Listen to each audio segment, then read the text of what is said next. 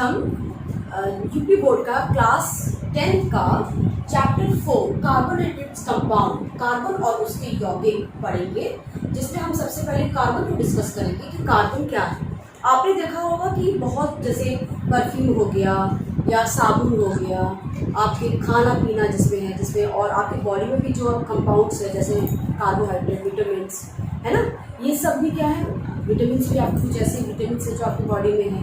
Carbohydrate जिसमें हम खाना खाते हैं, मिनरल्स है, या हम देख सकते हैं जो हम कपड़े पहनते हैं, कॉटन हो गया, है ना, परफ्यूम है, कॉस्मेटिक का सामान है, उसमें सब में कार्बन है।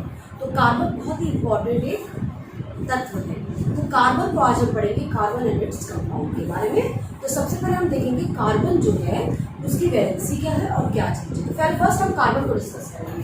तो आपको मालूम है कार्बन जो है वो एटॉमिक नंबर उसका क्या होता है, एटॉमिक नंबर, उसका एटॉमिक नंबर 6 है।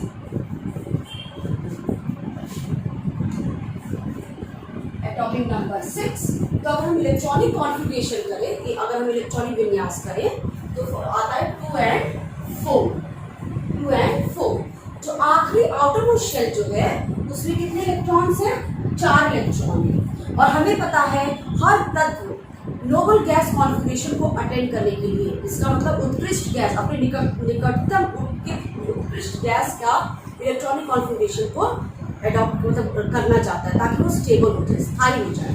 तो अगर हम देखें कि अगर हम कार्बन को देखें तो इसके सेकंड शेल में 4 इलेक्ट्रॉन्स है। इसका मतलब उसको कितने इलेक्ट्रॉन की आवश्यकता होगी, अष्टक नियम को फॉलो करने के लिए उसको 8 इलेक्ट्रॉन चाहिए, तो उसको 4 इलेक्ट्रॉन की जरूरत होगी। तो कार्बन ना ही 4 इलेक्ट्रॉन लेगा, मतलब वो ना ले पाएगा ना ही वो दे पाएगा। अगर वो लेता है तो C4, सपोज करो अगर वो लेगा तो C4 आयन आ जाएगा, अगर वो देगा तो C4 प्लस आ जाएगा। तो इतने इलेक्ट्रॉन का लेना और देना संभव नहीं है, ये पॉसिबल नहीं होता है। तो इसके लिए वो क्या करेंगे, इस कार्बन जो है, कार्बन की जो प्रॉपर्टी है वो क्या है, कार्बन साझेदारी में इलेक्ट्रॉन को लेता है और बॉन्डिंग बनाता है। तो कार्बन में जो बॉन्डिंग होती है वो कौन सी होती है, कोवेलेंट बॉन्ड, या हम बोल सकते हैं सहसंयोजी बंध। तो इसको 4 इलेक्ट्रॉन जो चाहिए है वो क्या करेंगे, वो साझेदारी के द्वारा ये प्राप्त करेगा। तो साझे के द्वारा इलेक्ट्रॉन को तो क्या करेगा, इलेक्ट्रॉन को आदान प्रदान होगा, उससे क्या होगा, उसका स्टेबल कॉन्फ़िगरेशन प्राप्त होगा उसको, है ना, तो वो स्टेबल हो जाएगा। तो इसमें जो बॉन्डिंग होगी वो कैसे होगी, साझे के द्वारा, या हम इसको बोल सकते हैं शेयरिंग। तो शेयरिंग ऑफ इलेक्ट्रॉन से ही कार्बन क्या करता है, बॉन्डिंग बनाता है। और इस बॉन्ड को हम क्या कहते हैं, जहां से शेयरिंग होती है उसको हम कहते हैं कोवेलेंट बॉन्ड, या हम हिंदी में क्या कहते हैं, सहसंयोजी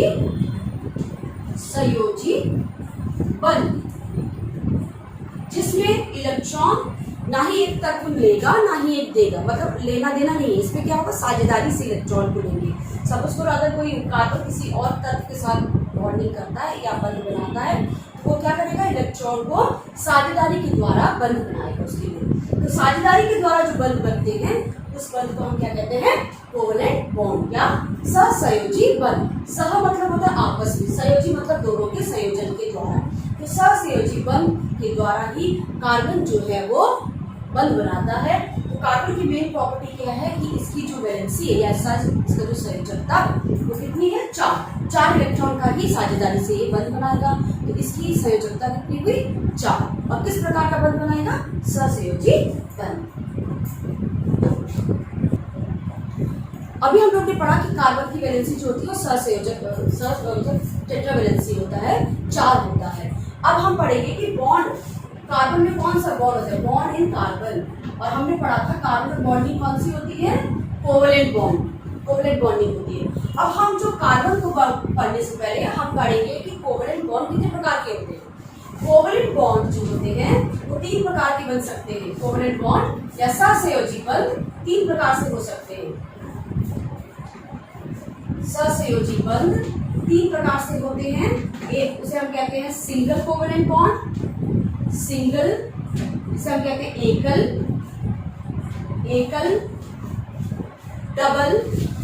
डबल कोवेलेंट बॉन्ड होते हैं, जिसे हम कहते हैं द्विसहसंयोजक बंध। और तीसरा होता है ट्रिपल कोवेलेंट बॉन्ड, ट्रिपल या त्रिक सहसंयोजी बंध। तो 3 प्रकार के सहसंयोजी बंध बनते हैं। तो इसमें क्या होता है, अगर हम देखें सिंगल कोवेलेंट बॉन्ड में क्या होता है, एकल कोवेलेंट बॉन्ड में क्या होता है कि दो तत्व जो बॉन्ड बना रहा है उनमें एक इलेक्ट्रॉन की साझेदारी होती है। एक इलेक्ट्रॉन एक तत्व देगा, दूसरा इलेक्ट्रॉन दूसरा तत्व, और उनके बीच में साझेदारी होगी। एग्जाम्पल अगर हम देखें इसमें क्या होगा, एक इलेक्ट्रॉन की साझेदारी होती है, एक इलेक्ट्रॉन की साझेदारी हम सिर्फ बता रहे हैं। फॉर एग्जाम्पल H2, अगर हम देखें H2 एक अणु है, एक मॉलिक्यूल है। इसमें हमने देखा हाइड्रोजन में एक इलेक्ट्रॉन होता है और दूसरे हाइड्रोजन में भी एक इलेक्ट्रॉन। अब ये दोनों जब बंध बनाएंगे तो एक इलेक्ट्रॉन की साझेदारी होगी, और तो यहाँ पे हाइड्रोजन को भी 2 इलेक्ट्रॉन चाहिए और इस हाइड्रोजन को भी 2 इलेक्ट्रॉन चाहिए। तो यहाँ पर जो बन रहा है वो किसके द्वारा बन रहा है, एक इलेक्ट्रॉन की साझेदारी से। एक हाइड्रोजन में एक ही इलेक्ट्रॉन होता है, तो ये इलेक्ट्रॉन जब इसको जरूरत होगी तो ये देगा, इसकी इलेक्ट्रॉन जब इसको जरूरत होगी तब ये, तो इसमें साझेदारी की बंध हो रही है। तो साझेदारी का अब कितने इलेक्ट्रॉन की साझेदारी हो रही है, एक ही। तो यहाँ पे एकल सहसंयोजी बंध बनता है। वैसे ही हम देखें सिंगल कोवेलेंट बॉन्ड बन रहा है। अब हम देखें डबल कोवेलेंट बॉन्ड में, डबल कोवेलेंट या द्वि सहसंयोजी बंध में क्या होता है, द्वि सहसंयोजी बंध में दो इलेक्ट्रॉन की साझेदारी होती है, दो तत्वों के बीच में दो इलेक्ट्रॉन की। फॉर एग्जाम्पल अगर हम देखें ऑक्सीजन O2, आपको पता है ऑक्सीजन जो है उसका एटॉमिक नंबर होता है 8, और अगर हम इलेक्ट्रॉनिक विन्यास देखें 2 और 6 होता है। तो इसको कितने इलेक्ट्रॉन की आवश्यकता है, 2 इलेक्ट्रॉन की। ऑक्टेट नियम, अष्टक नियम के द्वारा 8 इलेक्ट्रॉन की जरूरत है, तो इसमें 6 इलेक्ट्रॉन ही है, तो इसको 2 इलेक्ट्रॉन की आवश्यकता है। तो ये 2 इलेक्ट्रॉन कैसे मिलेगा, और 2 ऑक्सीजन मॉलिक्यूल्स का हम बना रहे हैं। तो इस ऑक्सीजन का जो आउटर मोस्ट शेल है, या हम कह सकते हैं जो संयोजक इलेक्ट्रॉन्स है, उसमें कितने इलेक्ट्रॉन्स है, 6। तो 1 2 3 4 5 6 इस ऑक्सीजन का हो गया। दूसरे ऑक्सीजन का 1 2 3 4 5 6। यहाँ पर 2 इलेक्ट्रॉनों की साझेदारी हो रही है, इसमें 2 इलेक्ट्रॉन इसके और इसके 2 इलेक्ट्रॉन।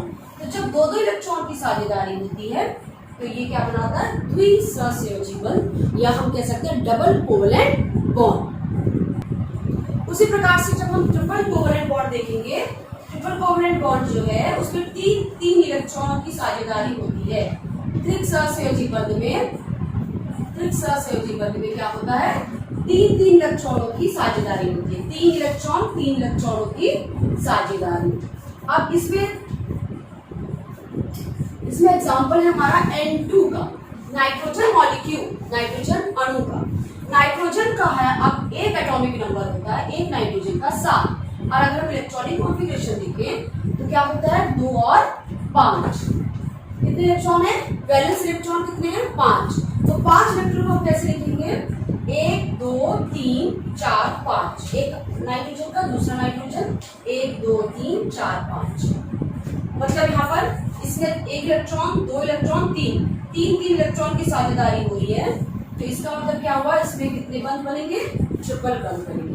तो सहसंयोजी बंध, तो इसमें हम नाइट्रोजन में कितना बंध है, 3। तो ये कौन सा बंध हुआ, त्रिक सहसंयोजी बंध। तो नाइट्रोजन में कितना बंध होता है, 3 बंध। तो इस तरह से सहसंयोजी बंध 3 प्रकार के होते हैं, एकल, द्वि और त्रिक सहसंयोजी बंध। जैसा भी मैंने बताया सहसंयोजी बंध 3 प्रकार के होते हैं, एकल, द्वि और त्रिक। उसी तरह से कार्बन में भी सिंगल कोवेलेंट बॉन्ड और डबल कोवेलेंट बॉन्ड और ट्रिपल कोवेलेंट बॉन्ड तीनों होते हैं। तो उसको एक्सप्लेन करेंगे। सबसे पहले हम देखेंगे सिंगल कोवेलेंट बॉन्ड, या हम कह सकते हैं एकल सहसंयोजी बंध, एकल बंध या एकल सहसंयोजी बंध। बंध तो सहसंयोजी है जहाँ पे हम लोग एक इलेक्ट्रॉन की साझेदारी करते हैं।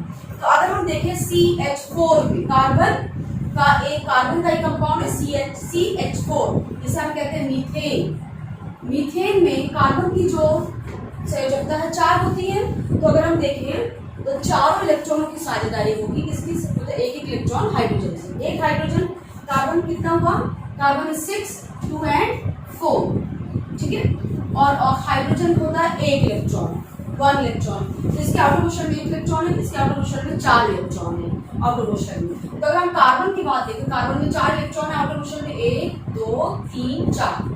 कार्बन की 4 हो गई, हाइड्रोजन की एक इलेक्ट्रॉन, एक हाइड्रोजन का एक इलेक्ट्रॉन, दूसरे हाइड्रोजन का दूसरा इलेक्ट्रॉन, तीसरे हाइड्रोजन का तीसरा इलेक्ट्रॉन, और ये चौथे हाइड्रोजन का चौथा इलेक्ट्रॉन। तो कार्बन और हाइड्रोजन के बीच में एक इलेक्ट्रॉन की साझेदारी हुई है। यहाँ पे कार्बन और हाइड्रोजन में एक इलेक्ट्रॉन की है, तो इसमें एकल सहसंयोजी बंध बन रहा है, लेकिन कितने एकल है?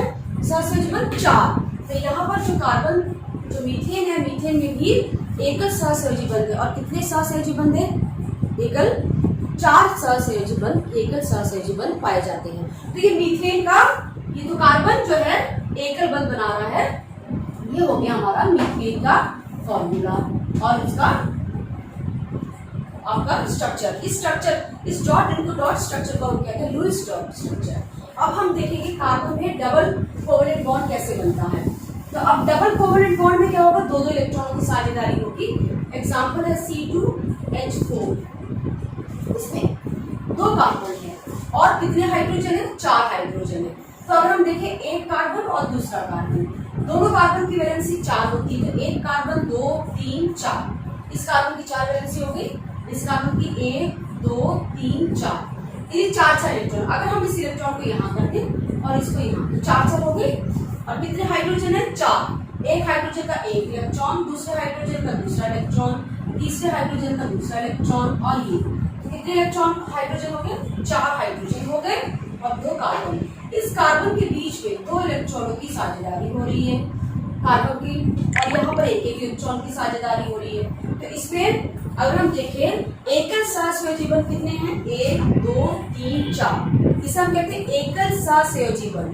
और यहाँ पे दो बॉन्ड से, 2 इलेक्ट्रॉनों से बॉन्ड बन रहा है, तो इसको हम कहते हैं द्विसहसंयोजी बंध।